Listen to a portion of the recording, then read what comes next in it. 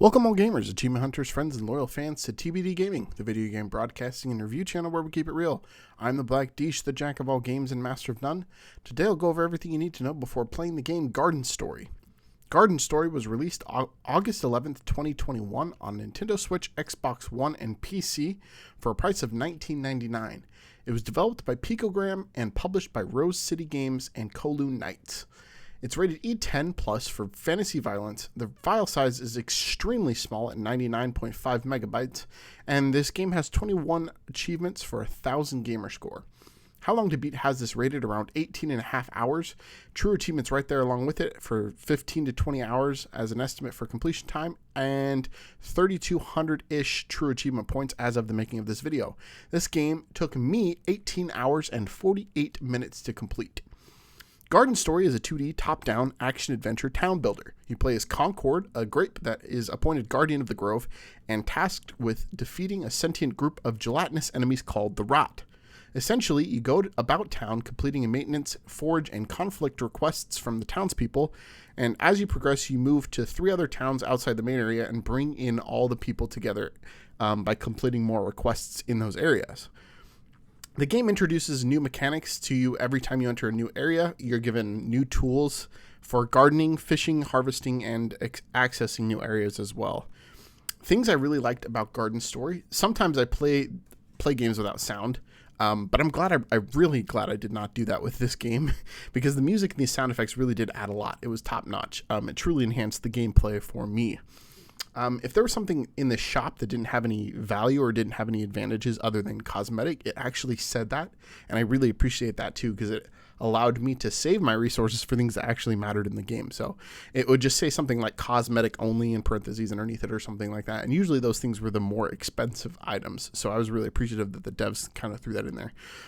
Developers also added 2 completion helps that I very much appreciate. Some people think these kinds of cheats or helps really ruin the experience of gameplay, but I, as an achievement hunter, really appreciate when I can save some time. So there are 2 completion helps, the Perish Prevention button and the Slower Time button. So Perish Prevention is essentially just invincibility. It doesn't allow Concord to die at all, and then Slower Time slows down the in-game days in case you need a little extra time to complete all the requests.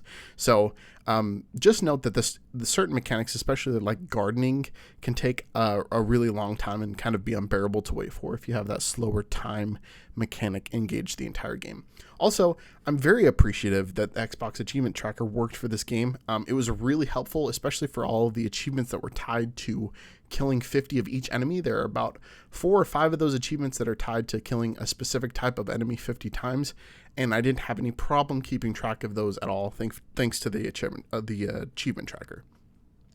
Things I didn't like about Garden Story, the game crashed a few times, especially when I was trying to play the pan flute. So you obtain a pan flute for an achievement called the Melody Maker, and essentially there's supposed to be some type of gameplay attached to this, but every time I tried to use it, the game would crash, and I had to basically reload the game and lose my save point from that day up until the point where I obtained that flute. So just make note of that. You can still get the achievement because the achievement still popped as soon as you obtain it, but just don't use the flute at all, or else the game will probably crash on you. It was bad enough that I got like an error message from Xbox saying that the code wasn't written or something. So I'm not exactly sure what's going on with that. Maybe it'll get patched, maybe it won't. I'm not sure.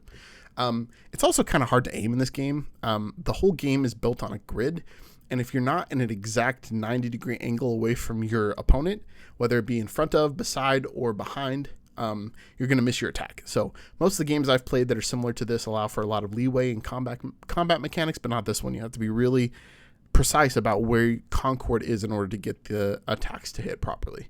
I also had some problems with quick resume on this title. It might just be because it was released on Xbox One and not Xbox Series, and quick resume was not a feature on Xbox One. Just be sure to finish your playing sessions at the end of an in-game day so as not to lose any progress if that quick resume fails. It happened to me a few times. I probably lost a few in-game days and had to replay a few sections because of this, so just be aware of that. Quick analysis for Garden Story. The storyline is great. The gameplay is fun. Mechanics are a little bit finicky. Graphics fit the overall vibe of the game, and it isn't difficult at all, but it is kind of time consuming. Is the game worth the price? I'm on the fence. I'd say I'd probably buy this for $10. Is the game on Game Pass? It was, but I played it as it was leaving, so it is no longer on Game Pass. Is the grind worth the gamer score? I don't think so. It took me a long time, but it was a fun long time. So I still enjoyed myself. The easy completion, I wouldn't call it an easy completion. I'd say it's probably too grindy to be called easy. And would I play this game if it had no achievements? Yeah, I think I would. It's fun, and I probably would have enjoyed it a lot more if I wasn't grinding to get those achievements completed. TBD Score for Garden Story is going to be 6.65 out of 10. If you enjoyed this video, please do like and subscribe. And if you'd like to see more content by me, feel free to follow me on Twitch or Kick. I am streaming over there pretty frequently. So thanks for your time and your attention, and I will see you next time. Thank you.